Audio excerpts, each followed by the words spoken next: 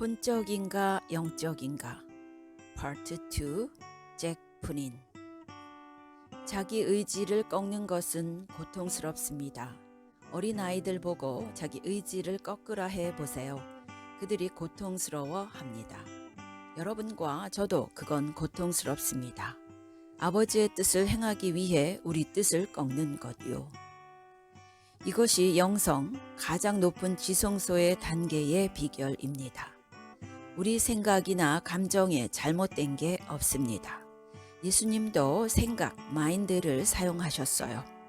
제 말은 여러분이 예수님이 선포하신 것을 성경에서 읽을 때 그분이 가르치신 것들은 매우 선명해서 심지어 어린 아이도 이해할 수 있을 정도로 명확했어요. 그럼에도 그분의 말씀 속에는 아주 깊은 의미가 담겨 있었지요. 우리가 그 의미를 깨달으려면 수년이 걸릴 정도로요. 예수님은 생각, 마인드, 혼의 영역을 사용하셨어요. 감정도 사용하셨고요. 그래서 느끼셨고 우셨고 가난한 자들에 대해 동정심을 느끼셨어요.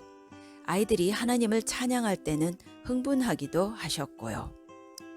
우리도 우리 생각과 감정을 사용합니다. 우리는 생각으로 성경을 연구합니다. 저는 지난 50년간 성경을 연구했어요. 그때 저는 제 생각, 사고력, 지성, 마인드를 항상 사용하죠. 그래서 여러분은 성경을 알 수 있습니다. 그러고도 영적이지 않을 수 있어요. 그 가장 큰 예가 마귀입니다. 세상에서 마귀보다 성경을 더 잘 아는 사람은 없습니다. 모든 피조물 중에서요. 여러분은 성경 지식으로 그를 이길 수 없어요. 마귀는 성경 암송 대회에 나가면 우승할 것입니다. 왜냐하면 그는 모든 구절을 알아요. 그는 예수님께도 성경 구절을 인용했습니다. 그는 구약에서 적합한 구절을 집어내서 예수님을 시험했어요. 그는 성경을 아주 잘 압니다. 그러므로 우리가 성경을 알기 때문에 자기가 영적인 사람이라고 생각해서는 안 됩니다. 그러므로 여러분이 누구보다 성경을 더 많이 안다고 해서 스스로 교만하지 마십시오. 그건 미친 짓입니다. 그건 지적 교만은 여러분이 성경을 모른다는 것을 증명합니다. 여러분 생각에 만약 성경이 여러분을 교만하게 만든다면 원래 성경은 우리를 겸손하게 만듭니다. 감정도 마찬가지입니다. 우리 감정 자체는 잘못된 게 없어요. 우리는 하나님을 찬양할 때 감정으로 표현해야 합니다. 제가 거듭났을 때 저는 기독교에 대해 아는 것이 없었어요. 그때 저는 19세였고 교회에 조인했어요. 그 교회 사람들은 생각하기를 교회에서 가장 바른 방식은 장례식에 앉아있는 것처럼 있는 것이었어요. 조용하고 심각하고 엄격한 모습으로요. 그건 꽤 죽은 교회였어요. 그 당시에 제가 계시록 19장 6절을 읽었는데 깨달음을 받았습니다. 천국에서는 우렁찬 천둥 같은 소리로 하나님을 찬양했다. 제가 혼잣말로 와, 내가 천국에 간다면 문화 충격을 느끼겠는데 지상에서 내가 천국에서 하나님을 찬양하는 것을 배우지 못한다면. 이와 같이 저는 우리 감정의 표현을 좋게 봅니다. 예배 때 손뼉도 치고 목소리도 높이는 것을 좋게 봅니다. 제가 다른 사람을 무안하게 하지 않는다면 여러분과 춤도 추겠어요. 저는 그런 사람의 감정을 믿습니다. 자기 감정을 표현하는 것은 잘못이 없습니다. 제가 말씀드리는 것은 제 성경 지식이 찬양 때 제 일시적 감정적 흥분이 저를 영적으로 만든다는 사실을 믿지 않습니다. 그것은 참된 영성이 아닙니다. 여러분은 사고, 마인드, 감정, 이모션을 넘어서 휘장을 통과해서 가셔야 합니다. 예수님은 휘장을 통과해서 가신 앞서 달리신 자이었어요. 나도 그렇게 통과해야 합니다. 우리의 사고, 마인드와 감정을 사용하지 말아야 한다고 제가 말하는 것이 아닙니다. 제 말은 성령님이 우리 사고와 감정을 다스리시도록 내가 허락해야 한다는 것입니다. 그렇게 하기 위해선 제가 말씀드리는데 우리는 자기 의지, 셀프 윌에 대해서 노라고 말해야 합니다. 다른 말로 내가 성경을 연구한 후에, 내가 주일날 주님을 흥분되게 찬양한 후에 집으로 돌아가서 이제 주중의 직장에서 거기서 내가 내 뜻을 행하려 하는 시험을 받을 때마다 기도하십시오. 하나님의 성령님, 지금 제게 은혜를 주십시오. 그 시험에 노할 수 있도록. 누가 내게 화를 낼 때 내 의지는 말합니다. 그에게 같은 방식으로 반응하라. 내 배우자가 내게 말하는 방식과 똑같이 내가 반응하라. 그때 자기 의지에게 노라고 하십시오. 아십니까? 성령님은 여러분을 영구히 인내하도록 만드실 수 있습니다. 잔소리하는 아내에 대해서요. 여러분 믿으십니까? 당신의 하나님은 듣기만 하고 무능력한 하나님이십니까? 잔소리하는 아내를 계속 참으라고만 하고 그렇게 여러분을 도와줄 수 없는 하나님이십니까? 남편도 그런 어려운 사람이 있긴 마찬가지죠. 잔소리하는 남편이나 아내를 이길 때 억지로 꾹 참고 이기라는 게 아니라 성령의 역사로 내 변화된 심령으로 넉넉히 이깁니다. 그렇다면 여러분은 우상을 섬기고 있는 셈입니다.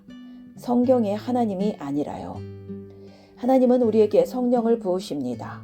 그래서 어떤 유혹도 극복할 수 있도록 우리를 도우십니다. 운전할 때 마구 화를 내는 어떤 사람을 만날 때 성령님께서 여러분이 참을 수 있도록 도와주십니다. 모든 사람들이 교통규칙을 어길 때 여러분이 그렇게 하지 않는다고 손가락질을 받을 때 성령님은 그런 사람들을 사랑할 수 있도록 여러분을 도와주십니다. 여러분은 그 일을 자기 힘으로 할 수 없습니다. 여러분은 자기 뜻을 부인하시고 기도하십시오. 주님, 제가 여기서 극복 못하면 죽겠습니다. 이 시험이 또 다른 내 자아가 죽을 기회입니다. 이것이 바로 휘장을 통과해서 나아간다는 의미입니다. 여러분은 진심으로 하나님의 임재 속에 거하기를 정말 원하십니까? 그렇다면 자기 자아의 휘장을 뚫고 통과하시기 바랍니다. 성령의 도우심으로요. 지금부터 하나님의 임재 속에 거하는 것의 유익을 말씀드리겠습니다.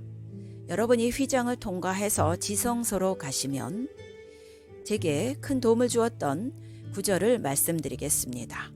시편 16편 11절을 찾으시겠습니다. 주께서 생명의 길을 내게 보이시리니 주의 앞에는 충만한 기쁨이 있고. 참 은혜스러운 구절입니다. 주의 임재 앞에는 충만한 기쁨이 있고. 제가 하나님의 임재 가운데 있는지 스스로 테스트하는데 그건 바로 지금 내게 충만한 기쁨이 있는가 하는 것입니다.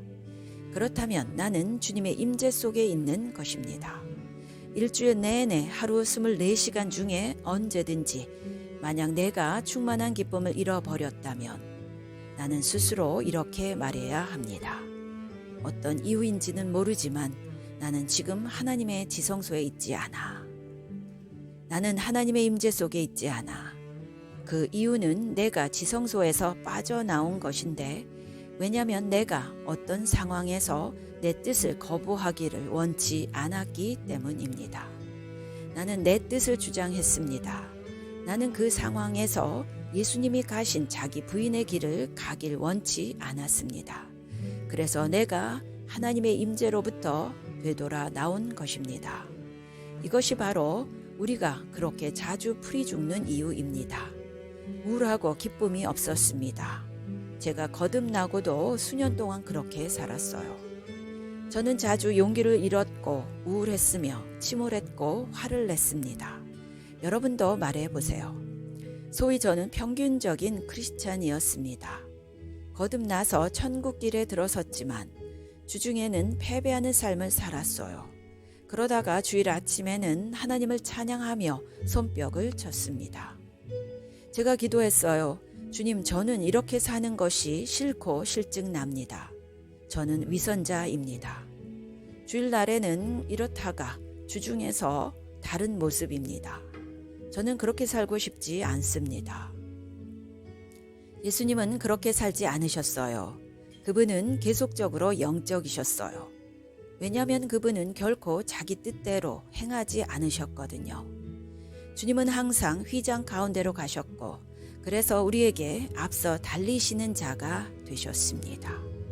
이것이 제가 설명해 드리려는 것입니다. 그곳 휘장 통과 후 임재가 우리가 하나님을 예배하는 곳입니다.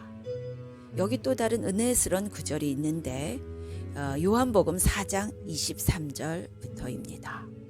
하나님은 영이시니 예배하는 자가 영과 진리로 예배할지니라. 이것이 지성소에서 예배하는 것입니다. 기억하십시오.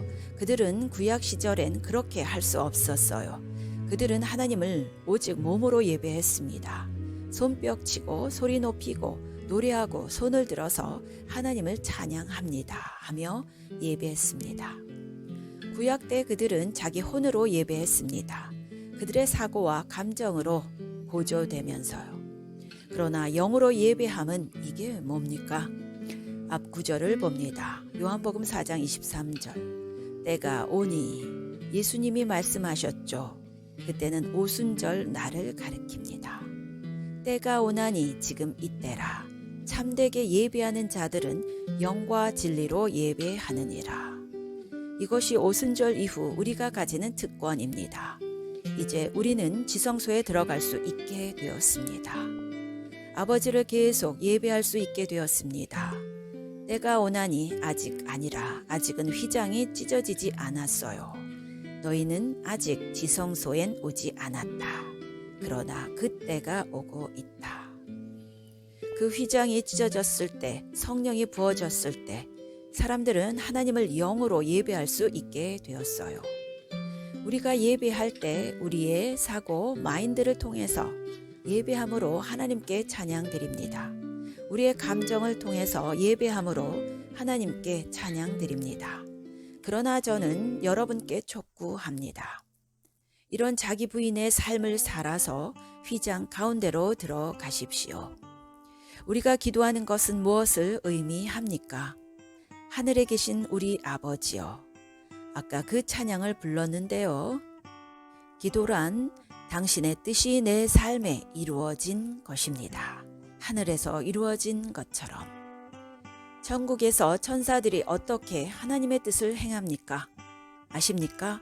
천사들은 결코 자신의 뜻을 행하지 않습니다. 그들은 아버지를 기다립니다. 그리고 말합니다. 하나님, 당신은 제가 무엇을 하길 원하십니까? 이것이 예수님이 사신 방식입니다. 사탄이 예수님을 시험했을 때 돌을 떡으로 만드실 수 있었습니다. 그럴 능력이 있으셨어요. 자기 배고픔을 해결하기 위해서요. 그렇지만 뭐라고 하셨습니까? 나는 아직 하나님의 뜻을 듣지 못했다. 그러므로 나는 돌을 떡으로 만들지 않겠다. 사람은 떡으로만 살 것이 아니요 하나님으로부터 나오는 모든 말씀으로 살 것이니라. 무슨 뜻입니까? 나는 돌을 떡으로 만들라는 하나님의 음성을 아직 듣지 못했다는 말입니다. 그러므로 내가 그렇게 할 능력이 있지만 나는 그 능력을 사용하지 않겠다. 얼마나 놀라운 복종입니까? 이것이 참된 영성입니다. 내가 듣겠다. 하나님의 뜻을 듣겠다. 나는 내 뜻을 행하지 않겠다. 좋은 일이라 하더라도. 예를 들면 마르다는 부엌에서 여러 좋은 일들을 하고 있었어요. 그렇지만 예수님이 그렇게 하라고 명하신 일이 아니었어요. 그녀가 마리아에 대해 불평하려고 왔을 때 예수님은 말씀하셨어요. 너는 너무 많은 일로 걱정하고 있다. 나는 그 모든 일을 원하지 않는다. 마리아로부터 교훈을 배우십시오. 그녀가 뭐 하고 있었는지 아시죠? 그녀는 듣고 있었습니다. 먼저 주님께 듣고서 그 다음에 주님이 하라고 명하신 일을 하는 것입니다.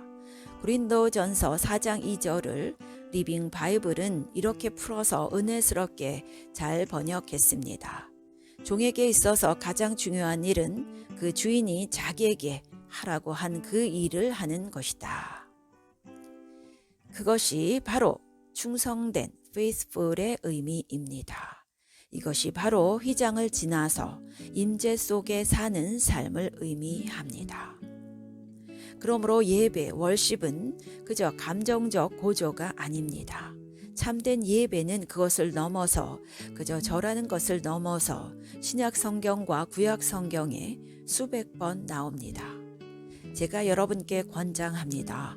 콩코던스 성구 사전을 가지고 예배, 월십이라는 단어를 다 찾아보세요. 저는 그런 식으로 성경을 연구합니다.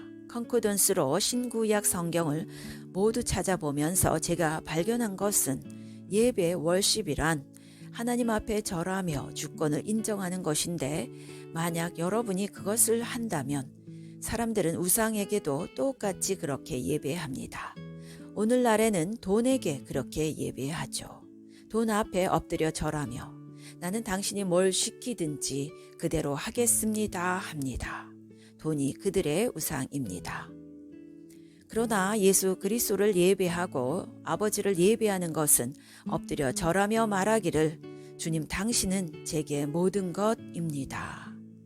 이에 관해 제가 발견한 가장 명확한 구절은 시편 73편 25절입니다. 하늘에서는 주 외에 누가 내게 있으리요 땅에서는 주 밖에 내게 사모할 이 없나이다. 이것이 제가 발견한 것입니다. 참 예배는 시편 73편 25절에 의하면 하늘에서는 주 외에 누가 내게 있으리요. 제가 천국에 가면 나는 거기 있는 맨션이나 황금길과 다른 모든 것에 동요되지 않을 것입니다. 거기엔 주님 당신이 계십니다. 당신이 모든 것입니다. 제가 천국에 올라갔을 때에도 거기서 나는 내 눈물이 닦여진 것을 신경 쓰지 않겠어요. 나는 주님과 함께 있는 것에만 관심 가지겠어요. 그리고 여기 이 세상에서 나의 소원이 무엇입니까? 땅에서는 주밖에 내가 사모할 이 없나이다. 제게 필요한 것이 많이 있지만 저는 오직 당신만 원합니다. 내가 오직 하나님만 원할 때 주님은 나의 필요한 모든 것을 돌보십니다. 제가 말씀드립니다. 당신은 살다 보면 발견하게 될 것입니다. 당신은 참 예배자로 살기로 추구하십시오. 주님, 땅에서는 주밖에 내가 사모할 이 없나이다. 이 땅에서는 다른 것을 원하지 않습니다. 주님 말고는. 그러면 여러분은 발견할 것입니다. 하나님이 그 모든 것을 당신에게 더하신다고요. 하나님은 그런 사람에게 집, 아내, 남편, 직장 등 그가 필요한 모든 것을 다 공급하실 것입니다. 당신이 그의 나라를 먼저 구할 때. 이제 다른 장면을 보겠습니다. 예수님이 말씀하신 그림인데 두 집의 예를 교훈으로 드셨습니다. 두 집으로부터 얻는 교훈입니다. 여러분은 예수님이 산상수훈 끝에 말씀하신 두 집을 기억하십니다.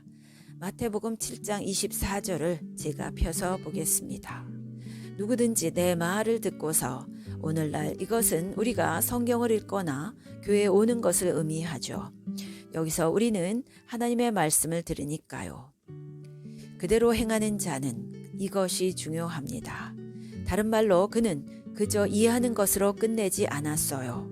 말씀을 듣고 잠시 흥분하는 것으로 끝나지 않았어요. 그는 말씀을 듣고 마음이 뜨거웠고 그 다음에 뭘 했습니까? 그는 주님의 뜻대로 행했습니다. 주님, 저는 내 뜻대로 행하지 않겠습니다. 주께서 말씀하신 대로 행하겠습니다. 아시다시피 이 말씀은 산상설교의 맨 마지막에 하신 말씀이죠. 산상수훈에서 예수님은 너희 원수를 사랑하라. 내가 이 말씀을 이해합니다. 아마 그 말씀에 마음이 뜨겁지 않을 수도 있어요. 그렇지만 하나님께서 내가 행해야 한다고 말씀하시니 주님, 저는 제 원수를 사랑하기를 달가워하지 않습니다. 그러나 제가 그를 사랑하겠습니다. 하나님의 은혜로요. 그 사람은 반석 위에 집을 짓는 사람이죠. 그러나 어떤 사람은 그 말씀을 읽고는 내가 그래야지 하지만 26절에 보니까 그는 내 말을 듣고도 행하지 않으면 모래 위에 집을 짓는 것이니라. 그래서 모래 위에 건축하는 자는 성경을 읽기는 하지만 교회를 정기적으로 다니기는 하지만 그저 말씀을 듣는 것으로 끝내버립니다. 말씀을 이해하기도 할 것입니다. 마음이 잠시 뜨거워지기도 할 것입니다. 그렇지만 그는 말씀을 행하지 않는 것입니다. 마태복음 7장 21절을 보겠습니다. 이 구절은 말씀하기를 매우 중요한 구절입니다. 나더러 주여 주여 하는 자마다 다 천국에 들어갈 것이 아니요 다만 하늘에 계신 내 아버지의 뜻대로 행하는 자라야 들어가리라. 여기 다시 행하는이 나옵니다. 이 구절을 자세히 보십시오. 이 사람이 뭐라고 말했습니까? 주여. 이 말은 그의 생각은 올바랐다는 것입니다. 주여 주여 이 말은 그가 감정적으로 고조되었다는 것입니다. 그는 감정적으로도 뜨거운 사람이었습니다. 그러나 그는 주님의 뜻대로 행치 않았습니다. 그는 결코 천국에 들어가지 못할 것입니다. 여러분은 그 사실을 믿습니까? 아멘.